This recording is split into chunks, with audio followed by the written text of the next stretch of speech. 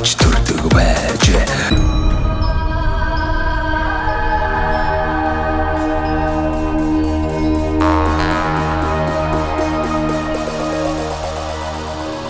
За монголчуудаа Монгол эх орныг нь танилцуулах зорилготой Монголын хамгийн үзэгчтэй Сумдаа сайхан амьдрын нэвтрүүлгээ Дундгой аймгийн Эрдэнэ-Далай сумаас бэлтгэр гэж байна.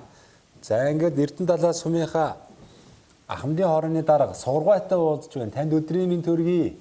За танаа сайхан сум орон нутгийн онцлогийг та сайхан яриач тийм ээ.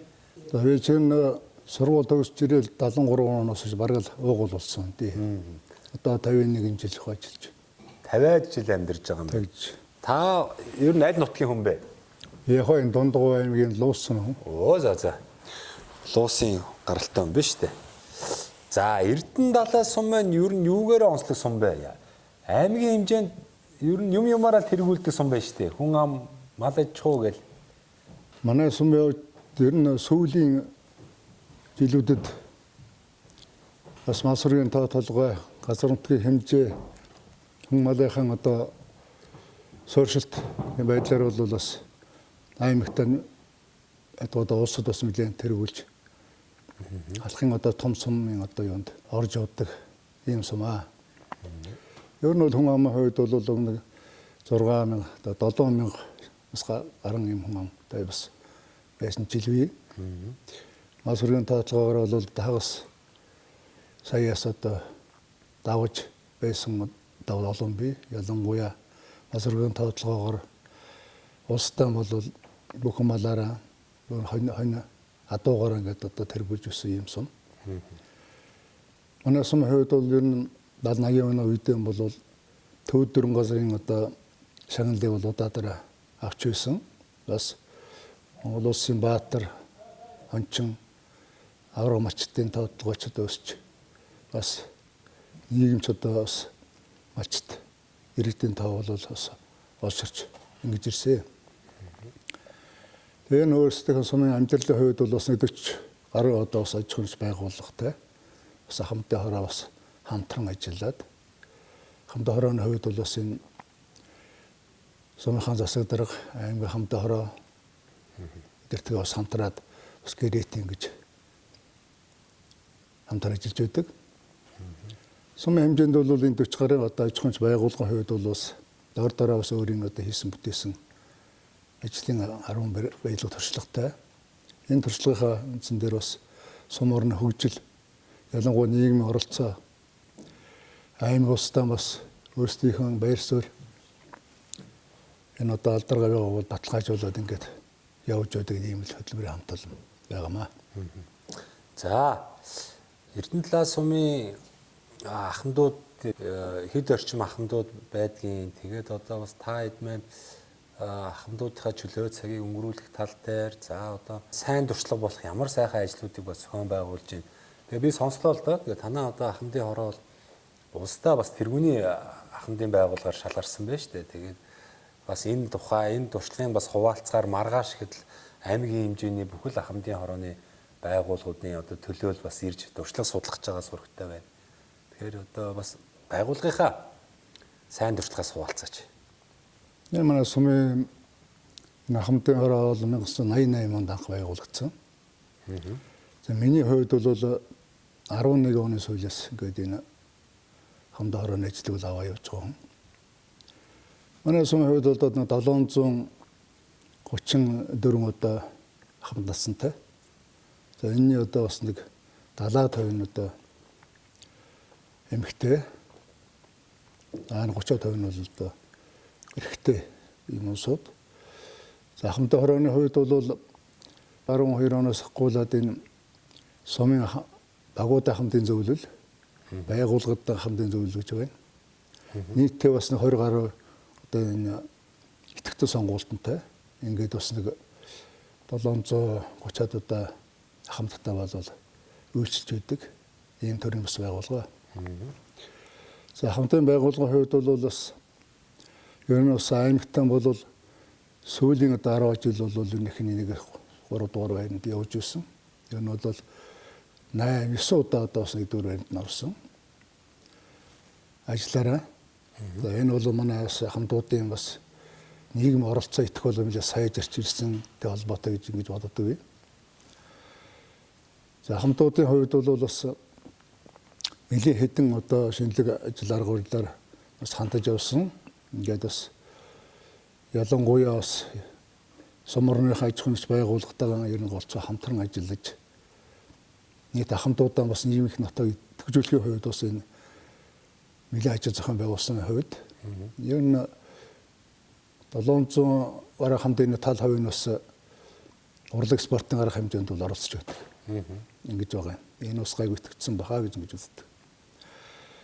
За хамтын байгууллагын хувьд бол юуны өмнө энэ хамтын хөргөө одоо 1 дэх 3 дахь 5 дахь өдөр болгон ахмадуудаа нөхчиж өөрсдийнхөө чөлөөт цагаар зүй зохистой өнгөрүүлэхэд чиглэсэн сургалт бас бүжгийн одоо дадлаг дугуйлан мөн дүүнчлэн өөрсдийнхөө хөгжимт тоглоом одоо тоглож ингэж байдаг. 2 жил тутам бол урлагийн одоо наадам спортын наадмыг бас өнжөөд ингээд ээжлээд нэг жил болгон ингээд явдаг. Энд бол бас цомынхаа урлагийн хамтуудынхаа шалгаруулах одоо 6 7 одоо спорт арга хэмжээ тэмцээнд бас цомынхаа хамт одоо аваргуудаа шалгаруулах ийм ажлыг бол зохион байгуулж байна. Тэгэхээр жилд бол ямар ч байсан гэсэн 22 онд сумын бүх ахмадуудын дунд нийт 7 багийн хамтын дунд спортын анх дугаар баг наадмыг бол хийж байлаа. За жил болгон одоо бас нэг дуул ходар дуун цэнгүүнийг бол сар болгон 40 аж ахуйн нэгж байгуулалтаа хамтраад нэг сард бол 2 байгууллага. Тэгээ хамтын хороо соёлын төвөг тамган газар хамтраад ингээд бараг 11 жил явлаа. Тэгээ одоо бас энэ жил бас соёлын төвтэй хамтраад бол жичтэй хийх гээд ингээд үзэж байгаа. За жилд одоо бас хамтуудынхаа аялал жуулчлалын асуудлыг бас бодож бас энэ сарын соёлдож бас 50 хүн амрах, ахмад амрах. За мөн одоо Батхан уулын толтын аршаанд бас оройд хамттай явуулж байлаа. Ангийн голын одоо хийд дуунараас 10 хэд хамттай явуулж байлаа.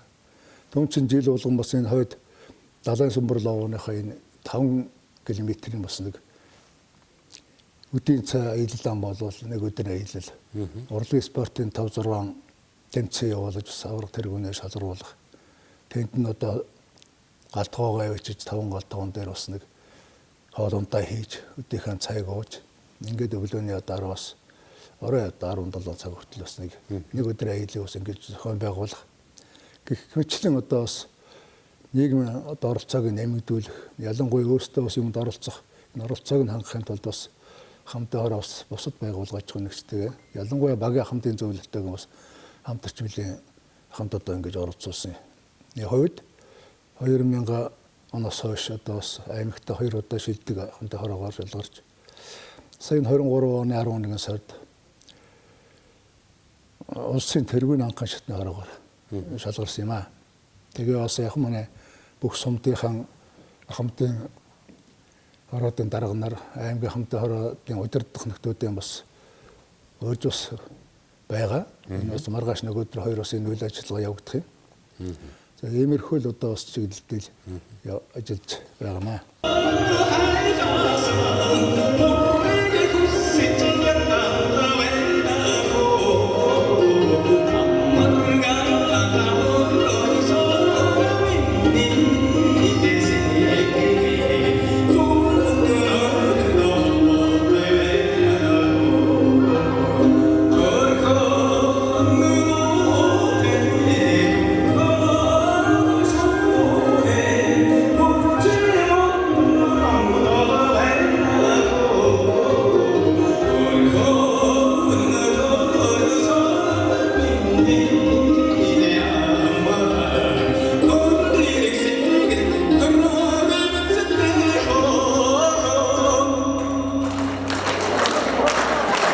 Ахмадууд маань бас юу хэлж байна?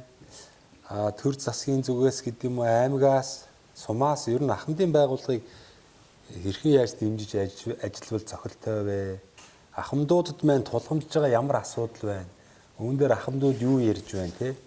За тэтгэврийн талаар бол нэлээд ярьдаг ба тэтгэр тэтгэмж юм байна ч гэдэг юм уу. За эрүүл мэндийн үйлчилгээ юм байна ч гэдэг юм уу. Ингээд саналууд бол танд ирдэг баг. Ахмадуудад маань тулгамдж байгаа ямар асуудал байна? Яавал ер нь энэ хөрсөн дээрээ энэ суман дээр амьдарч байгаа ахмадуудад наалттай хууль дүрм журм үйлчлэх болоо. Одоогийн энэ үйлчлж байгаа хууль дүрм журм та бүхэн маань сэтгэл хангалуун байна уу, болж гин үү, болохгүй байна уу, юуг нь засаж сайжруулбал зохилтой вэ? Энэ талаар хоёлаа жоохон хуучуръя.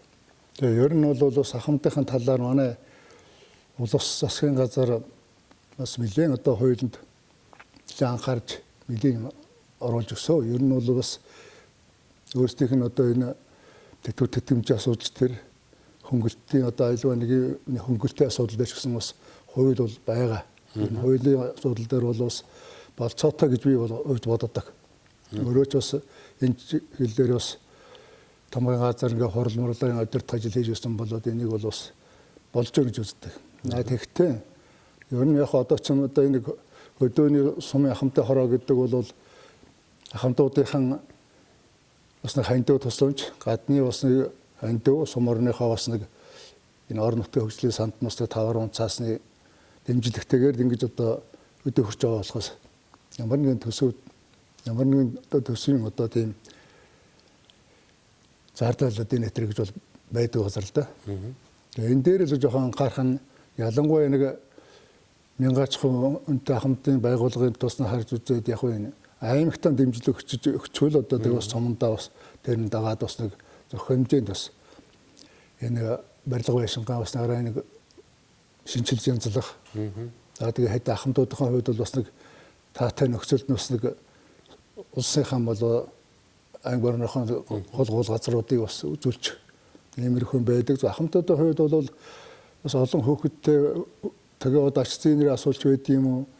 Тэтгэврийн хувьд бол бас янз янз байдаг баг. Тэрийг бол тэр надтай надгүй бас усууд яриад байгаа. Энийг бол харин нөгөө талаараа бол энэ зарим нэг одоо энэ дээрээс ирж байгаа ахмадын чиглэлээр ирж байгаа энэ төсөл хөтөлбөр. Ялангуяа одоо энэ хөдөлмөр эрхлэлтийн асуудал дээр ч тэр ахмад одоо зөвлөх хүчний асуудал ч тэр энэ үндсэндээ бол явсаар гэж бол одоо сум орон нутагт бол ирэхгүй муу ирж байна. Энэ 2-3 хүн авал тэгэл одоо дуусаа. Тэгвэл аймагтай харьцуулаад дээр яхад бол зарим газар нь дараа илүү ирээд өгч аваад байгаа шиг байна. Ийм юм бас нэг доотлоо зарим нь бас хөрөхгүй байна уу даалж дотор бодоод тийм. За ахмадуудын хувьд бол бас яг нэг үе явах юм бол эрүүл мэндийн чиглэлээр нэлээд хэцүү яригддаг байсан. Одоо харин ер нь ч одоо манай суманд ч одоо нарийн мэргэжлийн болоод гадаадын эмнэлэгч ирж ил байна. Хувийнхч ирж байна, албанагч ирж байна. Ер нь жилдээ ахмадуудын бараг л ерөөсөн 5-10 удаа бас нэг эмчилгээ үйлчлэг ажиллаханд бол ороод байгаа юм шиг байна. Хөнгөлөлтийн асуудлын хувьд бол яг ер нь тэр нэг 70-100 мянган заасны ямар соёлын асуудал байдаг шүү дээ. Энэний хувьд бол бас одоо ч зарим ахмадын байгуулагч одоо нэг бас 70 мянган амралтч одоо заримдаа хөдөлж авахгүй байгаа хандлага байгаа юм. Энэ ягаад гэвэл тэр одоо соёл жуулчлал нэг отго нэртэй байдаг уу яадаг тэгдгээр нэг жууч яваад өнгөрөхөд тэр баг ерөөсөө 12 ахмадтай очиод орох зардлыг бол ганцхан хүнээс авчдаг юм шиг байна. Тэгээ ер нь энэ дээр нь бас жоохон ямар байдгийг бол орчин соёлын асуудлын хувьд бол ялгаагүй дээ энэ одоо бас энэ 70-100 нь бол болж байгаа. Тэгээ тэр нь бол хан явж байгаад тэгээ амралттай газрууд надад ер нь ойрхон бол байхгүй шүү дээ. Манай энд бол наад зах нь 200 тэрнээс цааш явж үжил амралтанд л золгоно. Тийм. Амархул байд юм шиг байна. Ер нь одоо ахмадын хөдөлмөр эрхлэлтийн асуудал бас ямар байдаг вэ? Ахмадууд маань ер нь бол нөгөө бас хоёр нийгмийг үдсэн социализм болон одоо тий нэгдэл нийгмийн үед амьдарч байсан гэдэг утгаараа сэтгэхүй санаа нь өөр. Амьдралыг харах өнцг нь бас өөр байдаг баг. Тэгээд одоо тэтгэврт суусан ахмадууд маань хуучин нийгмийн ахмадууд бол зүгээр суухгүй баг. Тэгэл ихэвчлэн одоо нөгөө аж ахуй талдаа тийм ээ хөдөлмөр эрхэлж л байгаа. Ер нь хөдөлмөр эрхлэлтийн тал дээр бас ямархуу зохицуулт дэмжлэг байвал бас зүгээр байдгийн. Энэ талаар юу ахмадууд юм ярьдаг л бах та. Тэгээ яг манай энэ судалгаагаар үзэхэд бол нэг 280 гаруй ахмад мал аж ахуй дээр бас үр хөвгөд ачаалтын нэртэйгээ бас ингээм хамтран ажиллаад за зарим нь мал хувьд нь яваа, заримд нь одоо сувь цайрлагын эдээ үн хийлцээд ноос усын ноосолцоод малынхаа ингээд байдаг. За яг энэ төв дээр манай байгууллагууд дээр бас нэг 40-од ахмад бас төрийн байгууллагт бас болоод энэ аж ахуйн байгууллагууд ажиллаж байна. Одоо харуулж жижүүрч гэдэг юм уу тий? Ер нь хөдөлмөр эрхлэлтийн хувьд бол энэ ялангуяа манай энэ хээрийн бүс гоёо бүсийн хувьд бол энэ бас ногоо тарих гэж үздэг, мод ургуулах гэж үздэг. Бас л тэр модч гэдэг.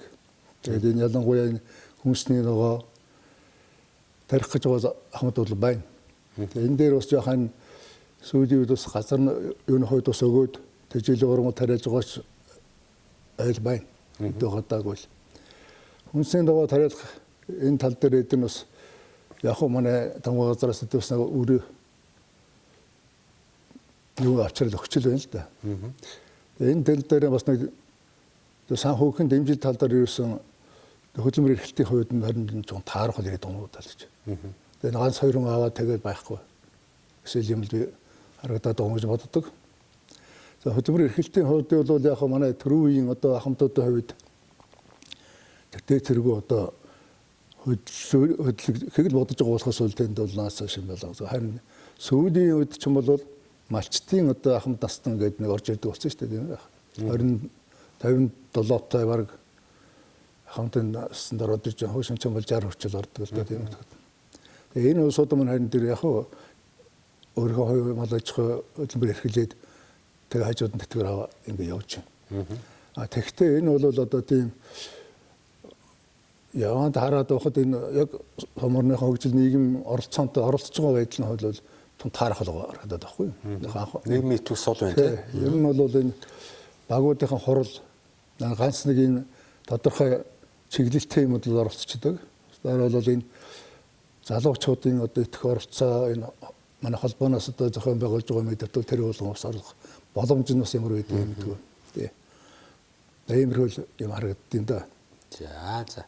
За баярлалаа. Тэгээ бас хоёлаа яриад байвал зөндөөл юм ярих бах. Тэгээд хэсэг хугацаанд одоо ахмадынхаа байгууллагын талаар, асуудлын талаар, нутаг орныхоо тухай сайхан танилцуулсан явдалд танд бас би нэг боломж олох гэдэг юм. Манай нэвтрүүлгийн ивент итгэгч хамтран ажиллагч нэг байгууллага байгаа. Одоо миний малган дээр Мөнх Ампер Construction гэдэг байна шүү дээ.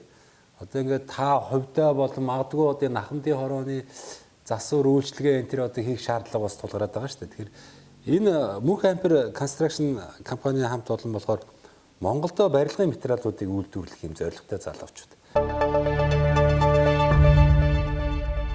Мөнх Ампер Construction. Тэгээ манай нэвтрүүлгийг бас их үзэх дуртай, дэмжих дуртай. Тэгээд танаа нэвтрүүлгээр сум орон нутагтаа сайхан амьдрахыг зорж байгаа байшин саваа одоо томруулах, өргөтгөл хийх одоо ийм бүтээн байгуулалт хийх гэж байгаа хүмүүст сайхан 10% хөнгөлт өгөөрэй бэлгэлээрэй гэсэн. Тэгээ энэ одоо компани маань болохоор нөгөө сүүлийн үед та сонссон байх нь ийм лего блок биш үү? Том угсраад ингээд байшин барьдаг ийм лего блокийг үйлдвэрлэж байна. Хөөсөн дулаалга, хөөсөн сэндвич хавтан. За тэгээ барилгын бүхий л дотор гадар бодог одоо эмүс, чулуун бодог гэдэг одоо байшин байгууламж барихад одоо шаардлагатай бүхий л материалуудыг үйлдвэрлэж байгаа. Тэгэхээр та хэд маань хэрвээ одоо шаардлага гараад байшин саваа барья, барилгын материал хэрвээ хэрэгтэйг бол бас хандаарай. Тэгээ 10% хөнгөлөлттэй одоо ирэхээр барилгын материал авах эрхийг олгоё. За дээрэс нь одоо энэ завшааныг ашиглаад идэг шиг таныг таньж мэддэг нутгийн уугуул суугуул зон олондоо ах トゥ төрөл төрөсөдөө Монгол орн 21 аймаг 330 суманд амьдран суугаа таныг бүх хүмүүстэй сайхан энэ нэвтрүүлэг гарах өдрийн чин сэтгэлийн мэдлэг дэвшүүлж та. За тийм юм бол яг та бас хэллээ тэр компанийн хувьд бас хөнгөлт үзүүлгээд бас баярлалаа бас дамжуулаад хэлээрэй. Яг манай энэ ч юм бол одоо бас нэг 40 жил болж байгаа юм баярлалаа тийм. Тэгээ одоо ерөөсөө энэ өөрчлөлтөө ширгуулчаад байгаа юмс манай удирдлагууч гэсэн бас өөрчлөхгүй бол одоо ялангуяа чиг хөөц юу нэг хангалаад ингээд үү ямар сан дэвид хэдэн өдөр янзлаа тэгэл одоо маргааш нэг өдөр нуус судалж явах гэдэг байж байгаа. Баярлалаа. Ер нь тэгээд яг хөө бас энэ сумдаа сайхан амьдрал гэдэг нэвтрүүлэг зөндөө үзье. Ер нь өөрийн чинь бол одоо хойдлаа зүүн одоо саяхан ингээ урдуур явж байгаа болтой байсан. Гэхдээ энэ сумд бол бас нийгмийн хувьд бол хаанаас ч гэсэн одоо энэ ч гэсэн утгаарыг одоо сайхан амьдрахаар ийм боломж бол бүрдээд байна. Ер нь бол одоо халаалтын асуулт төр, баяр орон сууц төр, үйлчлэгийн хувьд төр өхөл одоо хаана хэрэгэлдэг юм бол хэрэглээд ингээ явах одоо тийм боломж байна. Ер нь бол сумдаа сайхан амьдрахын боломж бүрдэж байгаа учраас ч гэсэн одоо энэ манай хэвтэ тэнгэлийн одоо бас зам ингээд энэ 2-3 жилдээ тавьчих юм бол манай сум орны хөгжилтээр ялангуяа бас энэ ард иргэдийн нь бол ахмадуудын хувьд бас нэг гэр орондоо энэ сум орондоо бас нэг хайш наашаа гэлгүй одоо сайхан амьдрах ийм болцоотой болж болно л гэж ингэж үзэж байгаа. Ингээд одоо бас телевиз харж байгаа бас нийт одоо ахмадууд болоод сум орныхаа удирдлага ялангуяа бас энэ суманд амьдарч энэ суманд бас өчл дүмрөө зориулж явсан нийт одоо нөхдөдөө бас эрүүл газар жаргал хамгийн сайн мөхнийг хүсэе. За баярлалаа. За мэдлэгээ чинь одоо тэгээ бас айдууны хамтаар хүрдэн шүү дээ. Та нэг сайхан аяа өрөөчтэй. Дуулдаг та? Хаалаа нэг л гарч өгөхгүй. Ер нь дуулдаг уу? Үгүй. Тгийгээд аваа ичвэр. За.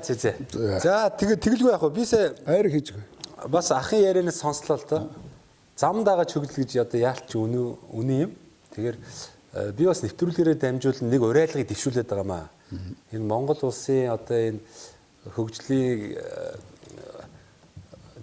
одоо бодлого боловсруулж байгаа энэ дээд шатны хүмүүстэй хандаж уриалахад 21 аймгийн төвөө Адаглаад одоо дархны нөгөө зам байгаа шүү дээ. 4 игнэ 2 урсгалтай. 21 аймгаа ингэж ийм чанартай 4 игнэ замтай болмоор байна. 330 сум руугаа боломжит хэлбэрээр одоо хооронд нь хэрээд одоо 2 игнэ өргөн шиг 3 машин чөлөөтэй зорччихоор. Ийм замыг одоо маш яаралтай энэ ойрын жилүүдэд одоо хийж бүтээмээр байна. Тэгээ бодлогоор төр засгийн замын компаниудтай боломж олгож Монгол улсыг яаралтайгаар одоо энэ замын сайхан сүлжээнд холбомоор байна. Ингэх юм бол эдийн засаг маш богино хугацаанд иргэдэг болно. Таны хэлдгээр тий хаашаач дурцаа зорчоод сүү цагаан эдээ нутгийнхаа брендийг борлуулах тийм ээ. Тэр төв газар ажиллаж амьдарч байгаа хүмүүс за бүр суурин газараас явж холдож болдгоо бол нөгөө амралтын тий сайхан баасан гариг нь хотоос гараад л 2 өдөр сайхан төрлөх нутагтаа ир сайхан амарчаад буцаад хот руу ордог. Энэ хурдны зам, энэ сайн чанарын замуудыг л одоо яаралтай тавиад өгөх юм бол Монгол улс одоо хөгжихэд маш их дэм болно. Тэгээ энэ уриалгыг одоо бас дэвшүүлж байна. Холбогдох хүмүүс анхаарлаа хандуулад мэрэгжлийн хүмүүстэй судлаад энэ Солонгост одоо зам яаж тавьсан жишээнүүдийг бас судлаад тийм ээ.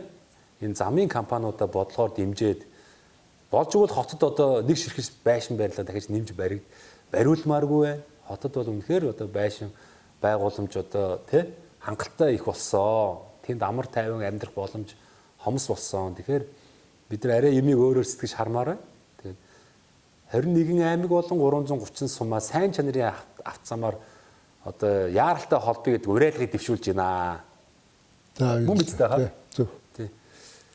Тэгвэл одоо энэ Монгол хөгжихэд амар халдаа. Зүгээрс нэг зам дагаад хөгжил гэж яриаг баха. Үгүй тэр чин цаана одоо хүн амьдрал тэр чигээрээ л одоо дэвшлэл үг гэж л би бодож байна. Тэгээ яг Монголынхаа нийт ард түмэндээ бас эрүүл газралтай байж ажил өндөр амжилт нариун тийм улс их оронтой сайхан зүтгэж хөдөлмөрлөж лагараа гэж бас ингэж хүсэж байна. Ингээд бас нийт сумынхан хамтуудын нэрийн өмнөөс бас бүх монголчуудаа бас эрүүл газралыг бас өрөөё. За